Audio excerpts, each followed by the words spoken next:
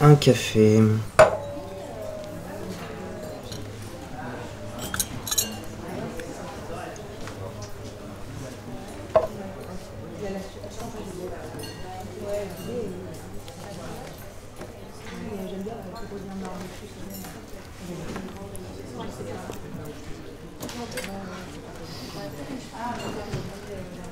Salut chérie.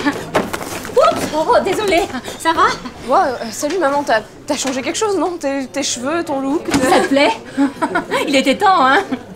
Bon, bah alors toi évidemment c'est pas encore ça, mais tu peux te le permettre, t'es jeune. Merci. Qu'est-ce que tu veux boire? Qu'est-ce que t'as pris? Un café. Oh, c'est très ennuyeux ça. Bonjour. Bonjour. Je vais prendre un mojito. Un mojito. À cette heure-ci? Attention chérie, ça c'est une remarque de vieille. Ah, alors, quoi de neuf dans ta vie? Eh bien... dis donc, c'est sympa ici, hein. Je fréquente pas trop le quartier depuis qu'ils ont parlé de cette agression à la télé, mais en fait c'est un quartier normal, non? Et alors cet endroit... très mignon, hein. Tu disais? Tu sais, le quartier est très agréable. J'y vis depuis plusieurs mois, vraiment, c'est très bien. D'accord. Donc là, t'es en train de me reprocher de pas être venue voir ton appartement, c'est ça? Non, pas du tout. Ma chérie, je peux pas être partout. J'ai ma vie. T'avais peut-être l'impression d'être le centre de l'univers quand tu vivais avec moi. Hein? Mais maintenant, tu dois t'habituer à être seule. Bon, c'est vrai que c'est pas facile, mais c'est peut-être de ma faute aussi, parce que je t'ai toujours fait passer avant tout le reste. Ça, c'est comme quand ton père est parti. Que j'ai eu du mal à dormir.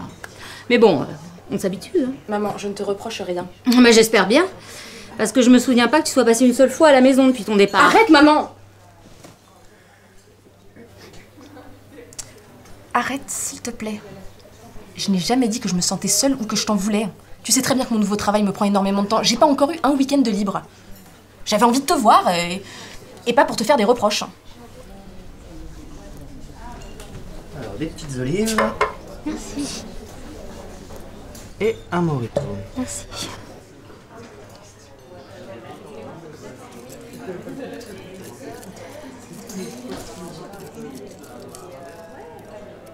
Excuse-moi, chérie. Je sais pas ce que j'ai en ce moment, je suis crevée. La journée, je suis comme un zombie et la nuit, impossible de dormir. D'ailleurs, j'ai vu un film très étrange à la télé la nuit dernière. C'est l'histoire d'un très bel homme qui partage la vie d'une famille bourgeoise. Il s'en va.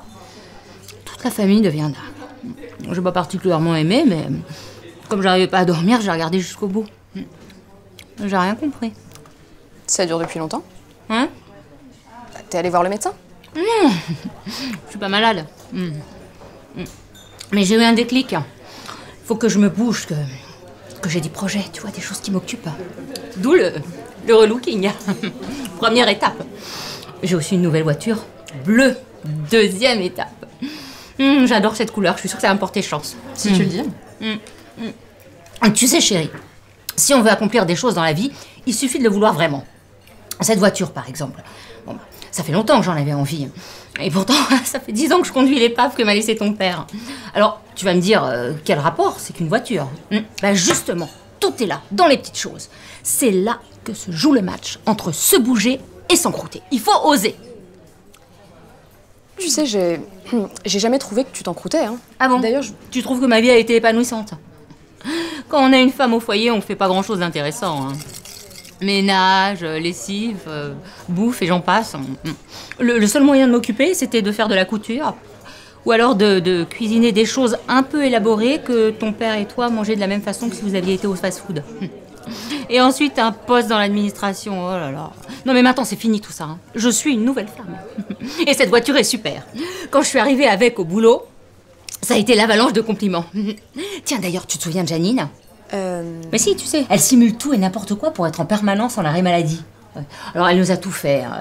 Congé maladie, congé pour enfants malades, congé pour cause de décès de sa mère. Sa mère était déjà décédée avec la directrice précédente. Congé pour dépression. Et tu sais quoi? Sa dépression, non seulement c'était du pipeau, mais en plus, elle a inventé ce truc pour pas qu'on sache qu'elle s'était fait poser un anneau gastrique. Si. Et du coup, Quand elle est revenue avec ses 20 kilos en moins, bah, tout le monde a cru que c'était sa dépression. La pauvre, soi-disant, elle pouvait à peine s'alimenter tellement elle était triste. Hein. Il y a 3 jours, le bruit a commencé à circuler comme quoi c'était bidon. Et ce matin, la directrice a convoqué pour des explications. Ah, elle a bien mérité de se faire passer un savon, ça va, non mais disons. Bon alors et toi, comment ça va? Arrange un petit peu tout ce qui est. Quoi? J'ai un nouveau masque à l'huile d'avocat, tu devrais l'essayer. Oh maman, s'il te plaît, laisse mes cheveux tranquilles. À t'entendre, on croirait que je te torture. Moi, je veux juste ton bien, c'est tout. Tu sais que tu serais beaucoup plus belle si tu prenais davantage soin de toi.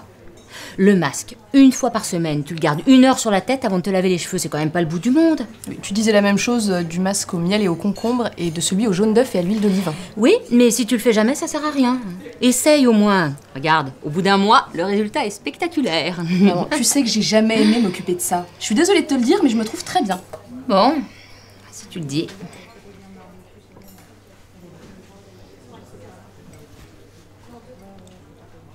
T'es pressé? Au fait, t'as des nouvelles de ton père? Oh, comme d'habitude, son boulot l'ennuie, mais il dit qu'il est trop vieux pour changer. 15 ans qu'il rabâche la même chose. Il a pas évolué. Ça, tu vois, c'est une des 5 attitudes à éviter. Moi, jamais je me dirais que je suis trop vieille pour changer. Vieille. N'importe quoi. Tu sais qu'en plus de ma nouvelle voiture, j'ai entièrement refait la déco de mon appart. Ah ouais? Ah oui, je me suis Tu sais, je entourée suis pas de ma pressée. couleur fétiche. Le bleu, dans toutes ses nuances, partout. Je me suis débarrassée des vieux meubles encombrants. C'est plus léger, c'est plus moderne. Même le lit à la poubelle, hop là. Je peux t'en parler maintenant, mais tu sais, je me voyais pas dans ce lit avec un autre homme. Mais avec celui que j'ai acheté, je suis enfin prête pour ma nouvelle vie amoureuse. Ah oui, c'est super. T'as rencontré quelqu'un? Oh non, mais je chatte avec des hommes sur Internet. Je me suis inscrite sur un site de rencontre.